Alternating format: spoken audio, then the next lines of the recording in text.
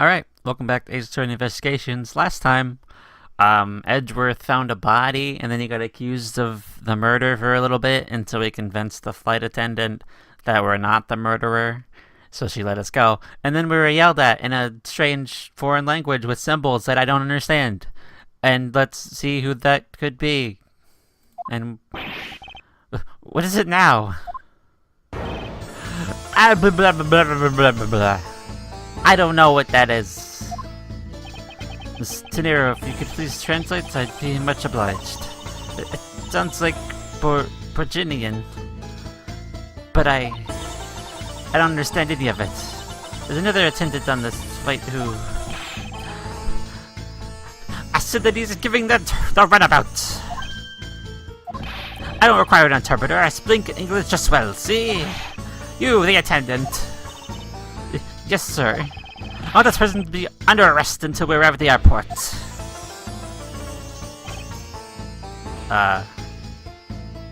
What? So he gets up, yells in a foreign language, declares he speaks English, demands we be arrested, and then he comes over and rubs the statue. Alright. I'm sorry, sir, but what exactly are you hoping for? What is it you want? I'm finished talking to the likes of you. Please, I'd just like to hear why you would like me to be held on arrest until we land. You! How dare you dare to waste my time? You're the one who stuck your nose into my affairs. I wanted to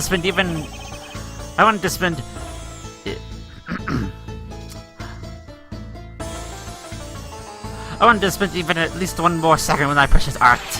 I have no time for other things. I know what you are. I see right through you. Insolvent. Yes, I'm pretty sure that's how you say it in English.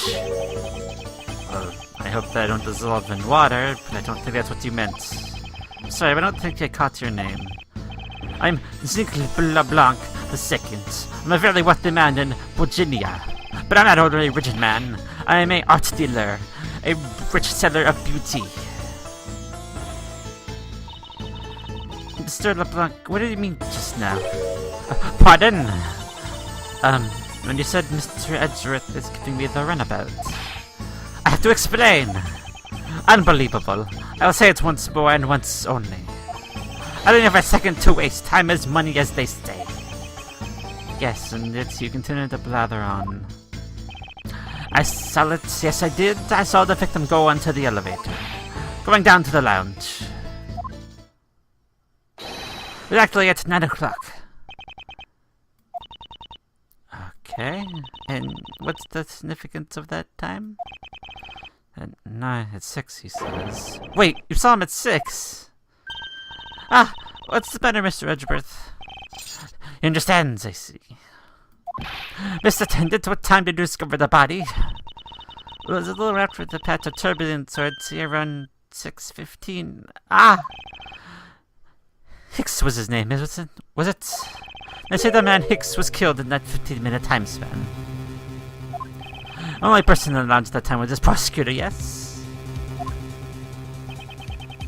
Yeah! I was in my seat the whole time. Me too, I was watching the movie and enjoying a fine glass of grape juice. I was still eating, still finished, you see.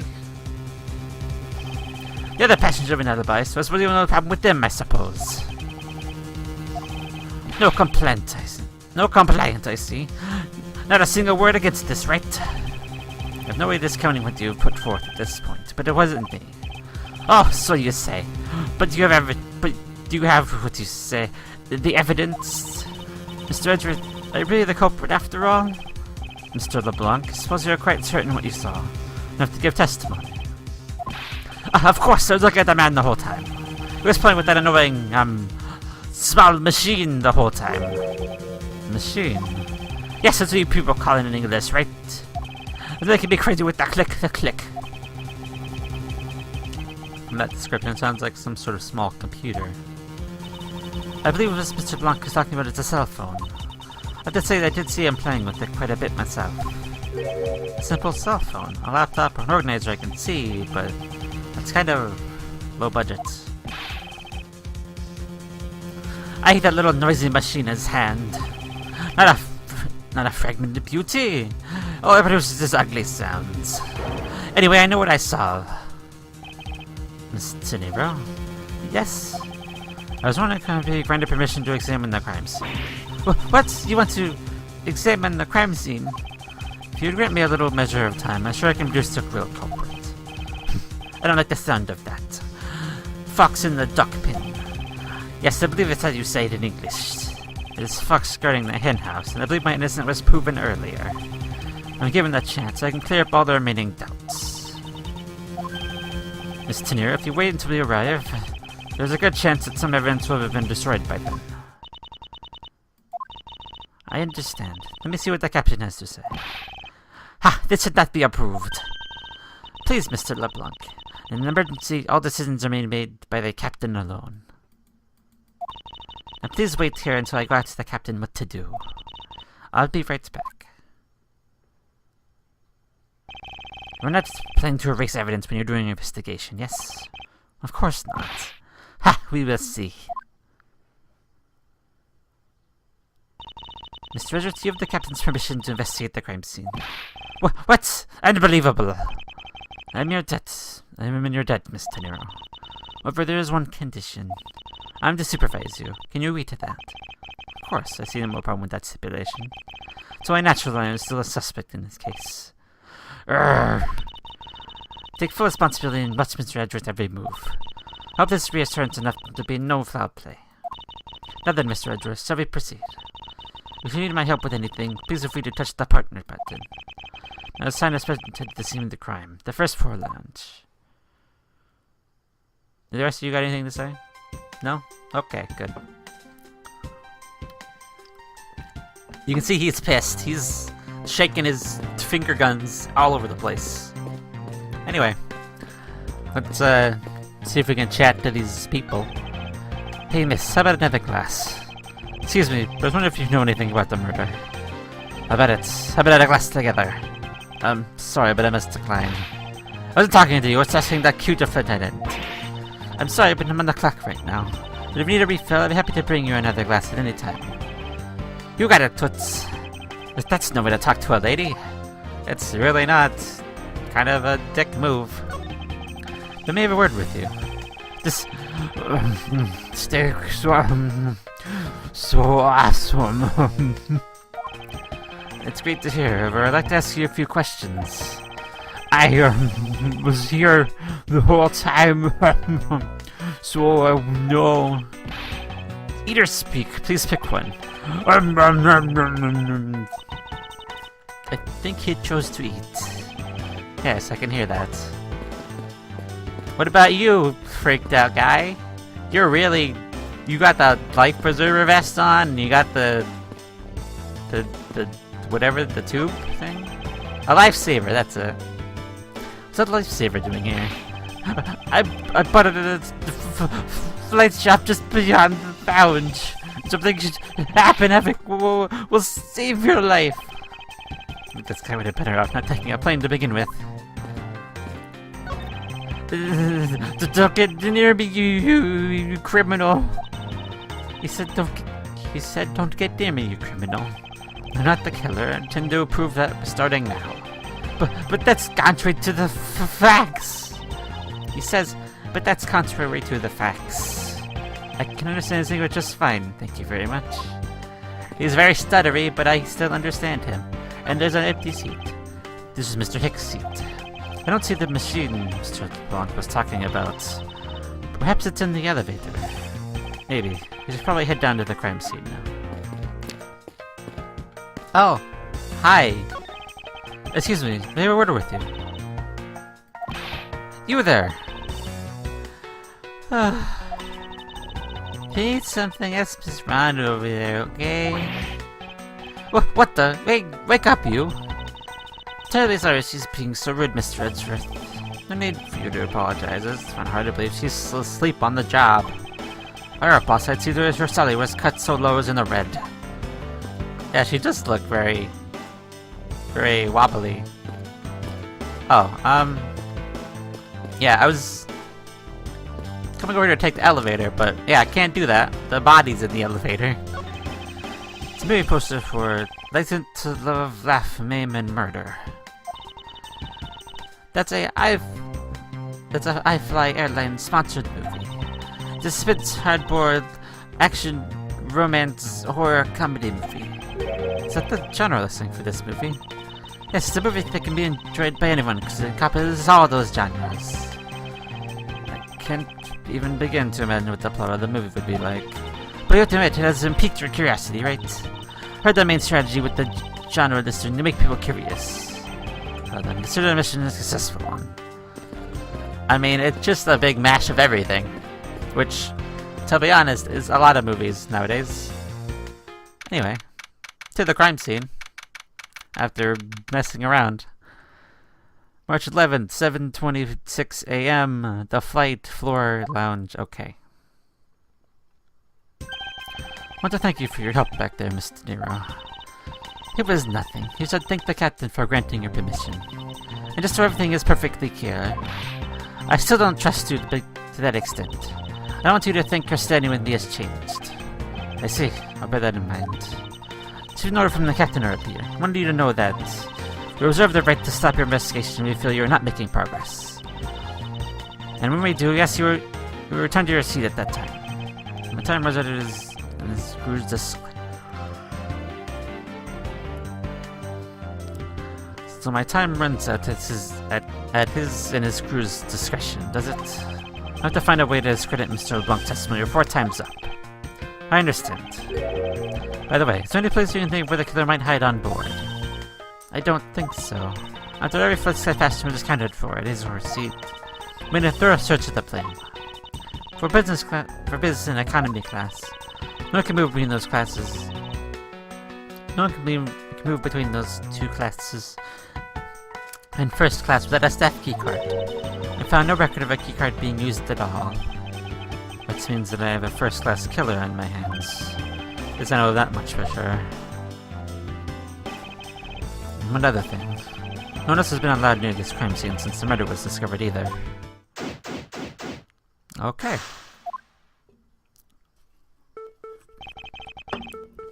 Now then, let's get started. But where should we start from? Let's start with Mr. LeBlanc's statements. The crime occurred between 6 a.m. and 6:15 a.m. During that interval, the only person in the lounge was myself, which would make me the prime suspect. However, since I did not kill Mr. Trix, it means the killer was around somewhere. Where was the killer? What clues point to where the killer could have been? If I to believe what you say is true, then yes. First order of business would be gather information when your trust. Okay. This place is a bit of a mess. I guess, first off, we'll look at the body, because that's most important. What elevator is this elevator service? Only the first and second, although it can also go down to the cargo hold. However, that requires a flight crew key card. Only floors accessible to passengers are the first and second, huh? Interesting. Not rest until I've inspected. Yeah, okay. Alright, well, his money's on the floor. Money is strewn all over the floor of the elevator. Guess it was all in Mr. X's wallet at some point. There's a cat statue? What is this sinister-looking figure on the ground, on the floor here? Oh, that's a piggy bank of our company mascot, Mr. iFly. Just one of the many pieces of merchandise we sell at our in-flight shop. This bank is a limited edition and so popular we're down to our last one. You have an in-flight shop? Yes, just beyond the lounge to the right. The shutter to the store is closed at the moment, but it was open the whole flight up until Mr. Hick's body was discovered. There's blood on here. This has been the murder weapon. Most likely. And for the victim himself. I don't think anyone's expecting to find a dead body in an elevator on this flight.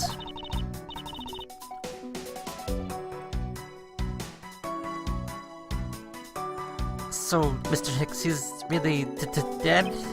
Yes. He's trembling, although I can't fault him for that when there's a corpse right there. Mr. Hicks, if you're really dead, then please answer yes.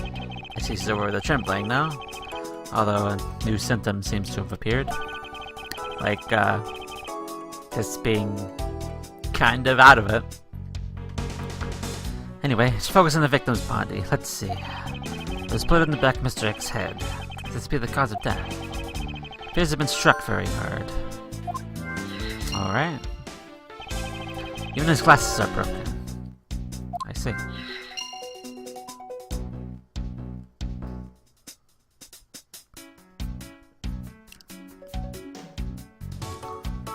Well, let's see. Okay. Well, these are both about the murder weapons, so let's just put those together.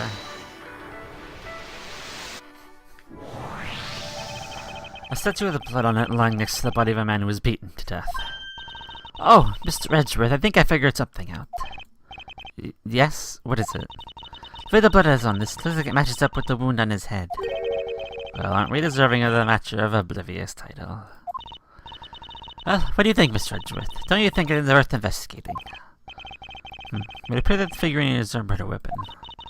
Oh, I just knew it. I mean, I can't think of any other connection. Perhaps Master of Oblivious would be more befitting. Huh. Okay. Good to know. Well, these both relate to... Well... Yeah. Give it a shot. Yeah. True, there was anyone else in the lounge other than myself right before the turbulence. If the killer was in the elevator along with the victim, then that's a different story. Interesting.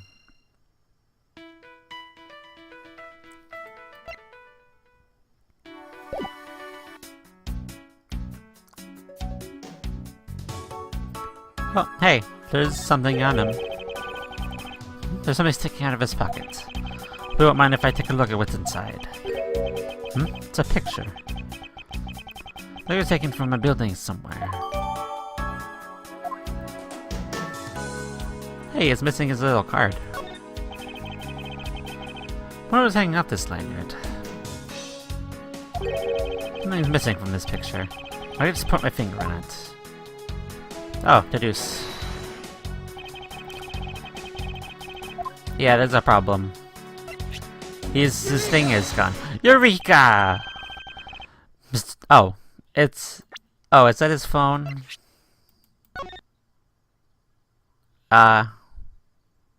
Yeah, I guess. It kinda looks like a pass, like ID card or something, but alright, fine. Miss Frick's machine is nowhere to be found. His machine? Is the phone, Miss De Niro. Ah, so I guess it's because it's not here. I think we saved reduce the killer took it. Huh. Interesting.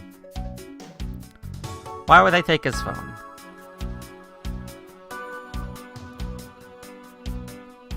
I wonder if it would even work. Well, actually, never mind. It would work because he was using it earlier. Never mind. I want to say that's everything with you. Yeah, okay. Yeah, that's everything. Well, there's wine, grape juice, sorry, not wine, grape juice, sorry. There's a spilled grape juice in front of the elevator. Assume it was spilled during the turbulence. Oh, I must clean that up or someone might get hurt. Aha! What is it, Mr. Edgeworth? Found some very important evidence. Ah. Well, A, there's footprints, and B, there's tracks of some sort? Interesting.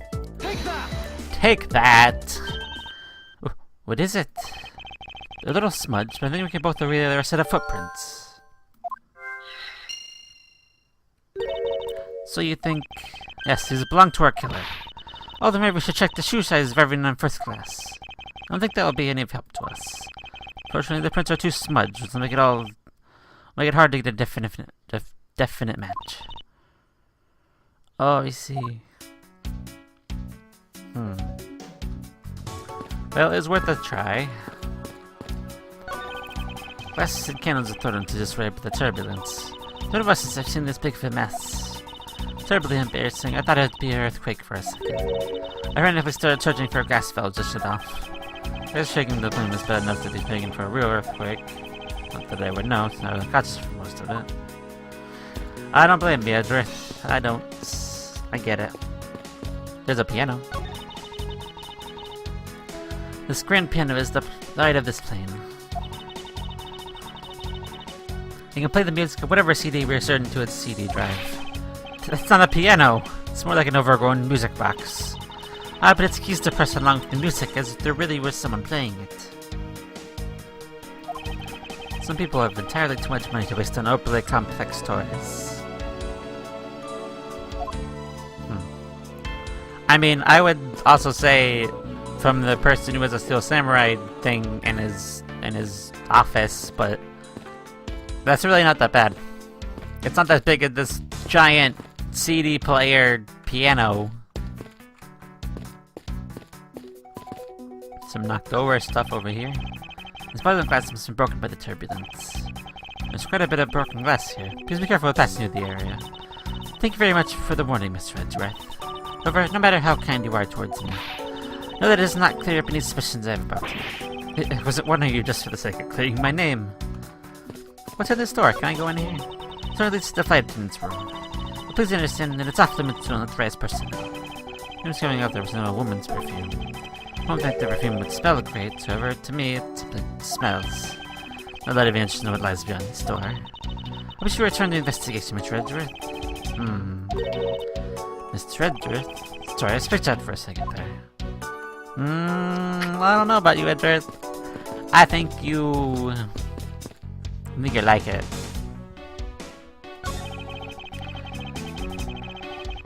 These counter windows offer us come to the sky, but these clouds, they tell me nothing.